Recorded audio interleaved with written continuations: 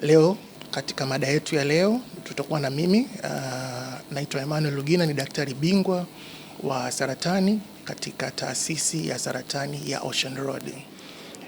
Leo tutazungumzia saratani ya ubongo. Saratani hii ni saratani ambayo kidogo ni nadra duniani. Katika saratani zote, hii saratani inachukua takriban 2% labda ya saratani zote duniani.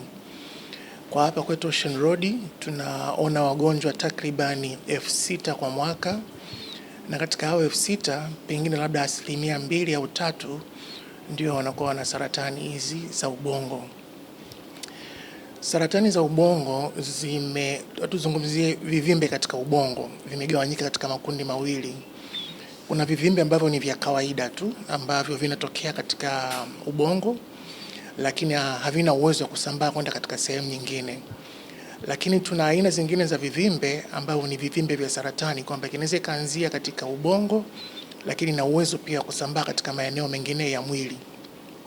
Kwa hiyo ndio mgawanyo wa kwanza wa aina za vivimbe katika kichwa, vivimbe ambavyo ni vya kawaida lakini vivimbe ambavyo ni vya saratani.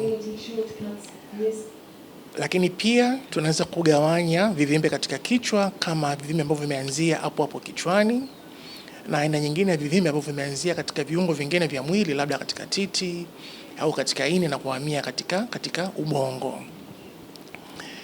Sasa unapokuwa na kivimbe katika kichwa, iwe ni kivimbe cha kawaida au ni kivimbe cha saratani, kinaleta dalili kwa mgonjwa, na dalili zinatokana na kwamba kile kivimbe kinapokuwepo pale kinakuwa kinakandamiza sehemu mbalimbali za ubongo, na kama tunavyofahamu ubongo ndio unaratibu shughuli zote za mwili kama kutembea, kuhisi na vitu kama hivyo. Kwa hiyo unapokuwa na kivimbe katika kichwa unapata dalili zifuatazo. Dalili ya kwanza ambayo ndio inatokea kwa watu wengi ni kichwa. Unakuwa na maumivu ya kichwa ambayo hayasikii dawa, unatumia dawa ya Panadol, Diclofenac, lakini kichwa hakiponi, lakini ni kichwa ambacho kinaendelea kwa muda mrefu. Na saa zingine kutokana na maumivu haya ya kichwa, wagonjwa wengine wanapata kichefuchefu na kutapika. Hiyo ni moja. Lakini dalili nyingine kutokana na uwepo wa kivimbe katika ubongo na mkandamizo wa sehemu mbalimbali nyeti za ubongo, mtu anaweza kupata kifafa. Pia anaweza akapata kupooza kwa eneo moja la mwili, anaweza akapooza upande mmoja labda wa kushoto au kulia wa mwili. Lakini saa zingine pia anaweza kushindwa kutembea kutokana na kwamba saa zingine ubongo ndio unaratibu kwamba wewe upige hatua ufanyaje. Sasa uratibu wa namna ya kutembea pia unapotea, kwa mtu anaweza kanatembea kama vile amelewa. Na saa zingine mtu anaweza kukosa fahamu katika eneo fulani la mwili. Kwa hizi ndo dalili ambazo ni za tokea mara kwa mara kwa mtu mwenye saratani ya kichwa. Lakini zipo dalili zingine ambazo zinaweza kutokea ingawa sio kwa wingi sana, pamoja na kwa mfano mtu kupoteza uono, kushindwa kuongea, na saa zingine hata kushindwa kusikia. Kwa kifupi ni kwamba maeneo yote ambayo yanaratibiwa na ubongo yakipata kivimbe unapata dalili kutokana na kushindwa ubongo kufanya kazi zake kwa ufasaha. Kwa watoto, saa zingine unaweza kumwona mtoto labda alikuwa anafanya vizuri shuleni lakini ghafla anashuka kimasomo kutokana na uwezekano wa uwepo wa uvimbe katika kichwa. Kwa hivyo hizo ndo dalili za awali kabisa za kivimbe katika kichwa.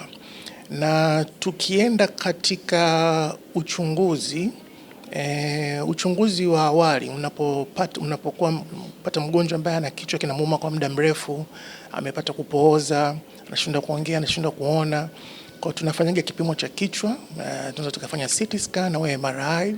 Hii ni picha ambayo inatoa taarifa za ubongo wote, na tunaweza tukabaini kama kuna kivimbe au la. Kwa hivyo hicho ndio kipimo ambacho ni cha awali. Na iwapo mgonjwa atabainika kwamba ana kivimbe kichwani, inabidi apate tiba. Na tiba sasa inategemea kwamba huo uvimbe ni uvimbe uko katika eneo gani, mkubwa kiasi gani, lakini pia inategemea na hali ya mgonjwa. Je, ana uwezo, ana nguvu ya kuhimili tiba ambayo nataka tumpe, lakini pia na uwepo wa utaalamu katika kutibu.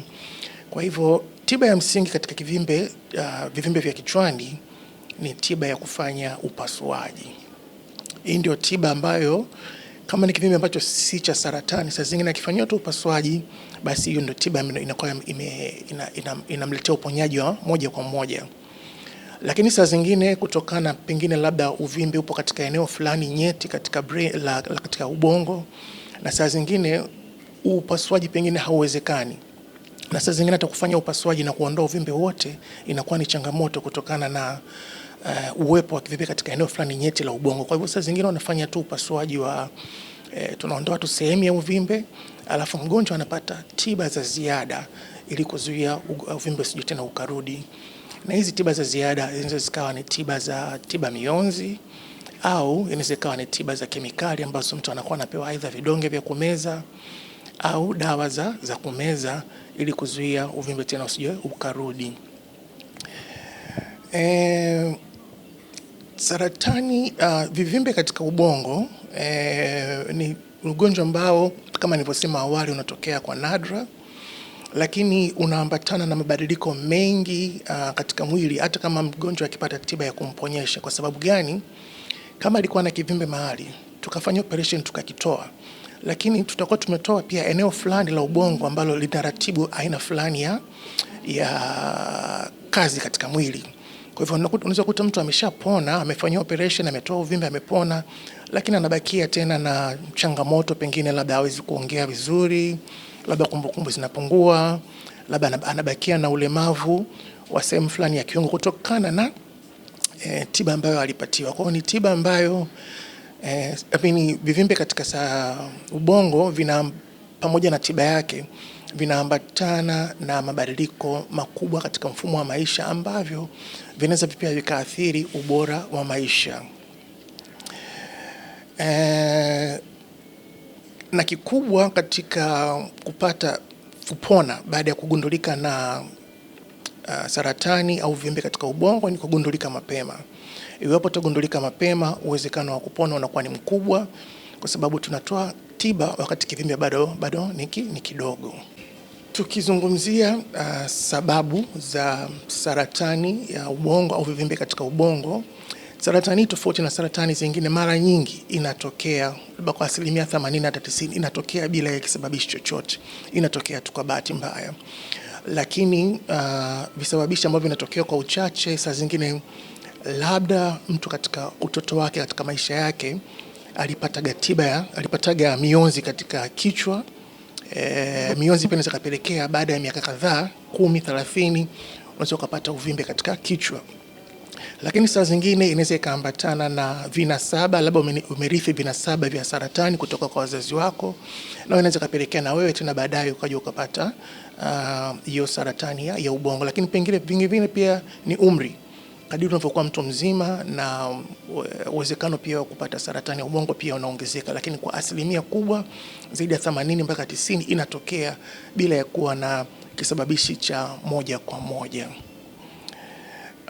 Ujumbe wangu kwa jamii ni kwamba iwapo utaona kwamba labda una kichwa kinakuuma kwa muda mrefu, umeshapita katika hospitali kadhaa, umeshapitia tiba kadhaa na hujapata tiba yoyote, ni vizuri pia ukafika katika hospitali kubwa ili wakufanyia uchunguzi wa saratani au vivimbe katika ubongo. Na hususan ni kama kichwa ambacho kinaambatana na kupooza eneo fulani la mwili, kinaambatana na degedege, kinaambatana na kushindwa kuongea au kushindwa kusikia au kushindwa kuona.